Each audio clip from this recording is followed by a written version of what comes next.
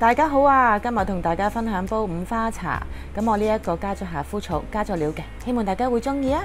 係啊，又見面啦！今日煲涼茶，咁啊之前都煲過幾種涼茶嘅咁樣，咁同埋涼茶其實就唔可以成日飲嘅，咁我哋都係一年可能煲幾次啦咁樣，咁同埋而家就疫情嘅關係啦，個個又冇得出街啦，又蚊蚊陣陣啦，天氣又熱啦，咁都幾適合煲啲涼茶飲下，清下熱啊，排下毒咁樣嘅。咁我今日煲嘅涼茶呢，就現成一包嘅五花茶，咁其實大家喺中藥材店都可以買到嘅。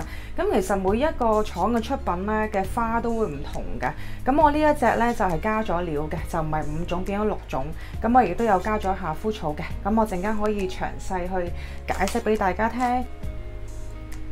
我特登咧就每一樣咧就執起啦，去揀出嚟同大家分享嘅。講下個花先啦，呢個係雞蛋花。咁咧通常都會有個別名都叫做蛋黃花嘅，因為佢未曬乾之前啦，其實佢嗰個花好靚嘅，佢有5朵嘅花瓣啦，咁佢周圍係白色，中間咧就好似有個蛋黃咁黃色嘅咁樣。咁呢一個就係曬乾咗嘅，咁佢個功效咧可以清濕熱啦、肺熱啊、咳嗽啊，同埋有預防中暑嘅功效嘅呢一隻雞蛋花。好辛苦先揀咗俾大家睇啦，佢係有5片花瓣嘅，大家唔知見唔見到？1、2、3、1、2，其餘嗰啲就冇咁靚噶啦，因為始終曬乾咗啦，咁樣。咁另外一個啦，大家好似一嚿毛咁樣啦，呢個就係綿茵陳啦，大家睇到個涼茶包裝都會有寫噶。咁有啲人就話佢係一個猴子毛啊，好似成嚿毛咁樣嘅呢一個，不過佢嗰個功效都好好㗎，佢又係清熱祛濕啊。譬如以前啲人有黃疸肝病咧，用咗佢啦，係嗰個入藥嗰個功效係好好嘅，即係中醫師都會用呢一個嚟入藥去醫肝病啊、肝火盛啊、飲酒多嘅人咧都好啱用綿茵陳嘅呢一隻。不過佢個味道就會有少少甘甘苦苦嘅。咁啊，講下金銀花啦。金銀花咧，大家見到佢而家係黃黃地色啦。咁其實咧，因為佢初初開花嘅時候係白色嘅，之後咧就會轉為黃色。咁所以就啲人就會叫佢金銀花啦，或者二花啦、二寶花咁樣嘅。咁佢呢一個咧，又係舒緩翻喉嚨不適啊、呼吸道感染啊，同埋喉嚨痛啊，又係可以清熱解毒嘅。大家都知㗎啦，金銀花都好普遍嘅。不過通常咧，呢啲藥材包咧，金銀花唔會好多嘅，因為太多佢會偏澀苦嘅咁樣。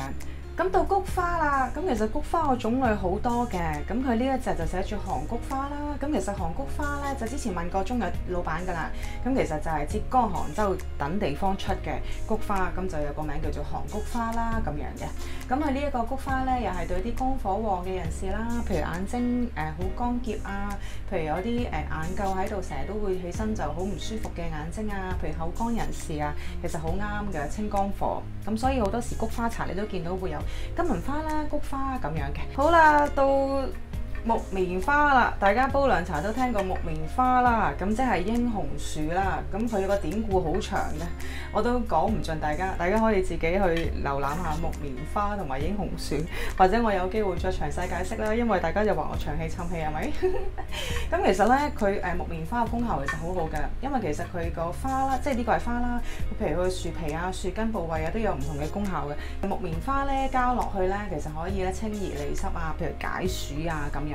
到夏枯草啦，其實我之前都煲過㗎，大家都知道功效啦，又可以清肝明目啊、煙酒過多啊、喉嚨不適啊、消腫嘅功效嘅咁樣。咁而家就好多時都會加埋落去㗎。咁如果大家話我飲夏枯草會頭暈唔舒服嘅，好似我表妹咁樣，佢飲完唔係好舒服嘅，咁你可以唔加夏枯草啦咁樣。因為你如果唔加夏枯草啦，其實你就係5樣啦，咁你咪就係5樣嘅花茶啦，即係5花茶啦。咁而家就好興就加咗夏枯草，功效就顯著啲，更加清熱祛濕啊，喉嚨不適都會更加好嘅。咁所以就叫加料5花茶啦。咁樣如果你唔中意嘅話，就可以就咁樣都 OK。咁以前啲人咧好多時會用槐花嘅，咁有啲人會轉咗做或者做辛夷花啦咁樣。咁即係隨大家喜歡中意嗰個口味咯咁樣。咁呢個配搭都 OK 好味嘅，大家可以試下。而家我哋洗乾淨佢先啦，唔講咁長氣，大家又話煩氣沉氣啦。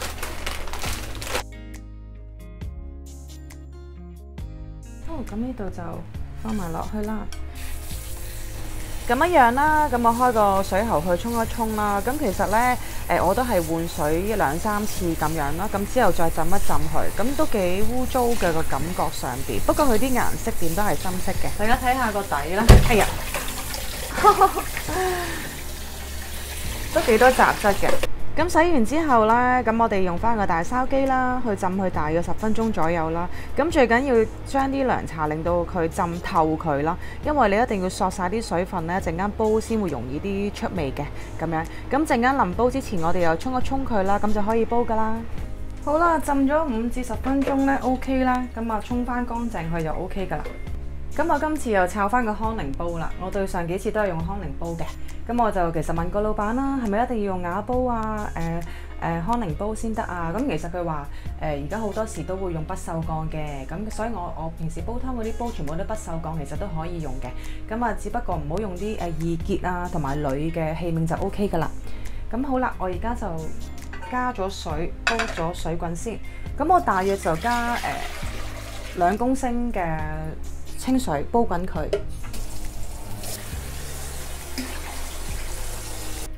好，咁我哋開個火煲滾佢。好啦，到呢度水滾，係我去先，轉翻細少個火，因為太熱啦。咁我哋就加晒啲材料落去先。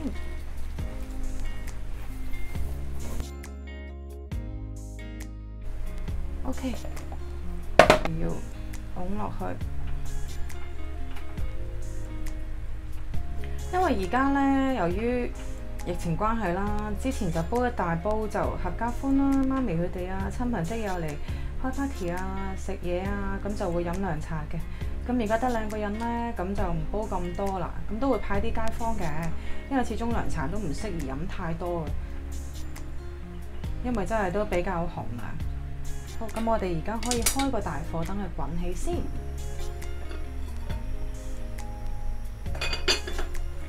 好啦，而家已經大滾啦，咁我哋轉翻個細中火去煲佢。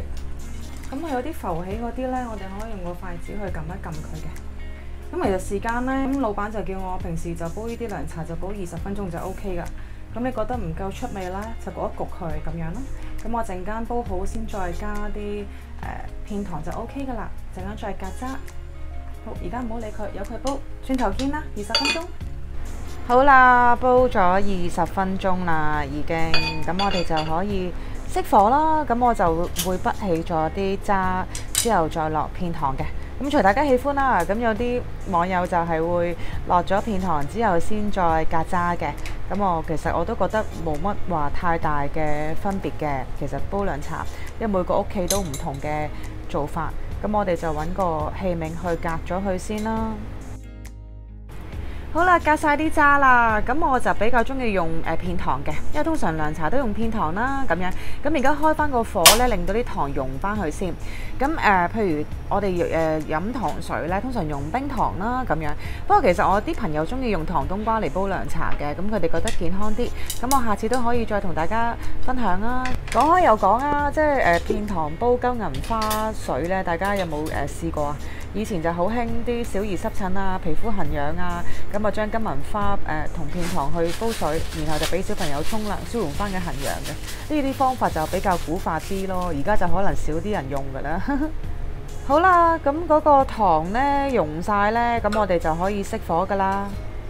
甜味呢，大家自己去試一試，中意小甜啊定係點樣啦？我而家滗咗出嚟同大家分享先。咁我飲熱都 OK 嘅，咁但係肥佬就一定要雪凍佢啦，咁樣。好啦，咁我就預個大嘅玻璃瓶啦，因為平時我煲涼茶都係預個大玻璃瓶去入起佢，放雪櫃俾佢飲嘅，因為佢唔中意飲熱或者暖嘅涼茶嘅咁樣。咁通常我都唔會撩個底嘅，咁啊喺個面嗰度慢慢滗落去，咁啊陣間放涼咗就可以放雪櫃噶啦。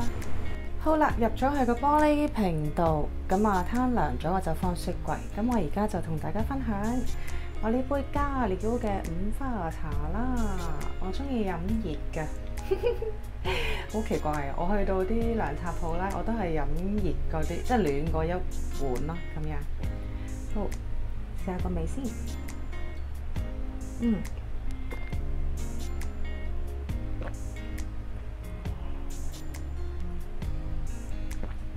好舒服。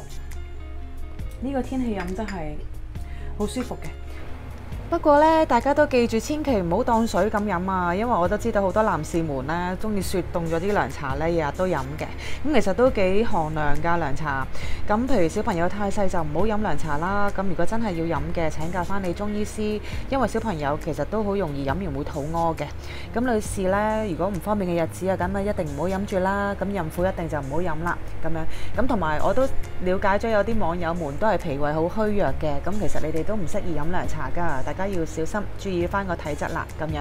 咁好啦，今集唔阻大家咁長嘅時間啦。如果大家體質係啱飲嘅，就煲嚟飲啦，煲完話我知。咁下集再見，多謝大家收睇，拜拜。